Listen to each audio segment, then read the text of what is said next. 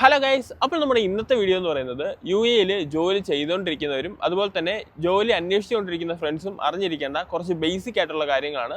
അപ്പോൾ അതിനെക്കുറിച്ചാണ് നമ്മുടെ ഇന്നത്തെ വീഡിയോ. അപ്പോൾ നമുക്ക് സമയം വേസ്റ്റ് ചെയ്യാതെ നേരെ വീഡിയോ ഇട്ടു. അതിൽ ഒന്നാമത്തെ കാര്യം എന്ന് പറയുന്നത് നമുക്ക് സിക്ക് ലീവിനെ കുറിച്ച് തന്നെയാണ്. അതായത് നമ്മളെ പ്രൊബേഷൻ പീരീഡ് എല്ലാവർക്കും എന്താണെന്ന് അറിയായിരിക്കും. നമ്മൾ ഒരു ജോലിക്ക് ജോയിൻ ചെയ്തിട്ട് ആദ്യത്തെ 6 മാസത്തെയാണ് ഈ പ്രൊബേഷൻ പീരീഡ് എന്ന് പറയുന്നത്. ഈ പീരീഡിൽ നമുക്ക് സിക്ക് ലീവ് എടുക്കാനായിട്ട് പറ്റുമോ? നമുക്ക് ഈ പ്രൊബേഷൻ പീരീഡിൽ സിക്ക് ലീവ് എടുക്കാനായിട്ട് സാധിക്കത്തില്ല. ഈ 6 മാസത്തിന് ശേഷം, അതായത് നമ്മുടെ പ്രൊബേഷൻ പീരീഡിന് ശേഷം നമുക്ക് സിക്ക് ലീവ് എടുക്കാനായിട്ട് സാധിക്കും. അതായത് 15 ദിവസം നമുക്ക് പെയ്ഡോടുകൂടി, അതായത് ശമ്പളത്തോടു കൂടി തന്നെ നമുക്ക് സിക്ക് ലീവ് എടുക്കാനായിട്ട് സാധിക്കും. ഈ 15 ദിവസത്തിന് ശേഷം ഒരു 30 ദിവസത്തേക്ക് നമുക്ക് പകുതി ശമ്പളത്തോടു കൂടി തന്നെ സിക്ക് ലീവ് എടുക്കാനായിട്ട് സാധിക്കും. ഈ 30 ദിവസവും കഴിഞ്ഞ് നമുക്ക് സിക്ക് ലീവ് വേണമെന്നുണ്ടെങ്കിൽ നമുക്ക് അൺപെയ്ഡ് ആയിട്ടുള്ള സിക്ക് ലീവുകൾ മാത്രമേ എടുക്കാനായിട്ട് സാധിക്കത്തുള്ളൂ.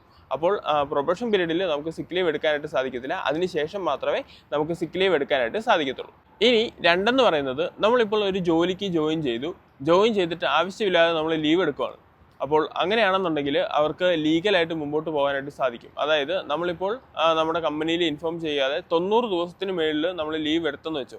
അങ്ങനെയാണെന്നുണ്ടെങ്കിൽ അവർക്ക് ലീഗലായിട്ട് മുമ്പോട്ട് പോയി ശിക്ഷാ നടപടികളൊക്കെ എടുക്കാനുള്ള വകുപ്പ് അവരുടെ കയ്യിലുണ്ട്. അതുകൊണ്ട് തന്നെ ആവശ്യമില്ലാതെ ലീവ് എടുക്കുന്ന ഫ്രണ്ട്സ് ആണെന്നുണ്ടെങ്കിൽ ഇതൊന്ന് ശ്രദ്ധിക്കുക. ഇനി 15 ദിവസത്തിന് മുകളിൽ നമുക്ക് സിക്ക് ലീവ് വേണമെന്നുണ്ടെങ്കിൽ ദുബായ് ഹെൽത്ത് അതോറിറ്റി മെഡിക്കൽ കമ്മിറ്റിയുടെ അംഗീകാരം വേണം.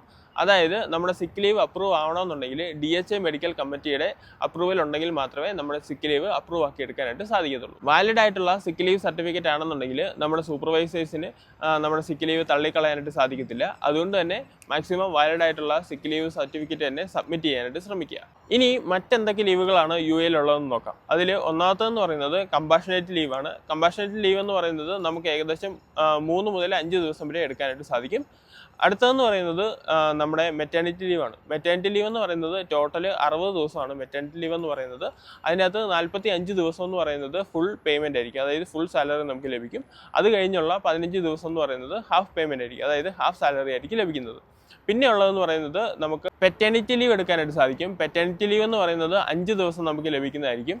അതുപോലെ തന്നെ നമുക്ക് ഒരു വർഷത്തിൽ 30 ദിവസം ഹജ്ജ് ലീവായിട്ട് എടുക്കാനായിട്ട് സാധിക്കും. പക്ഷേ ആ എടുക്കുന്ന 30 ദിവസം നമുക്ക് പേയ്മെൻ്റ് ഒന്നും തന്നെ കിട്ടത്തില്ല. അൺപെയ്ഡ് ആയിട്ടായിരിക്കും ഈ ഹജ്ജ് ലീവ് എടുക്കാനായിട്ട് സാധിക്കുന്നത്. അപ്പോൾ ഗൈസ്, ഇതാണ് UAE നോർമലി നമുക്ക് എടുക്കാൻ പറ്റുന്ന ലീവുകൾ, അതായത് നമുക്ക് ലീഗലി എടുക്കാൻ പറ്റുന്ന ലീവുകൾ. അപ്പോൾ ഏതെങ്കിലും ഞാൻ വീഡിയോ ഇവിടെ വെച്ച് വൈൻഡപ്പ് ചെയ്യാനായിട്ട് പോവാണ്. വീഡിയോയെക്കുറിച്ചുള്ള അഭിപ്രായങ്ങളും കാര്യങ്ങളൊക്കെ ജസ്റ്റ് കമൻറ്റ് ബോക്സിൽ അറിയിക്കുക. അതുപോലെ തന്നെ നിങ്ങളുടെ UAE വർക്ക് ചെയ്യുന്ന ഫ്രണ്ട്സ് ഉണ്ടെന്നുണ്ടെങ്കിൽ അവർക്ക് ഈ വീഡിയോ ഒന്ന് ഷെയർ ചെയ്ത് കൊടുക്കുക. അവരും അറിയട്ടെ UAE ലീവ് പോളിസിയും കാര്യങ്ങളൊക്കെ. അപ്പോൾ ശരി ഗൈസ്, നമുക്കിനി അടുത്ത വീഡിയോയിൽ കാണാം. അടുത്ത വീഡിയോയിൽ കാണുന്നവരെ ബൈ.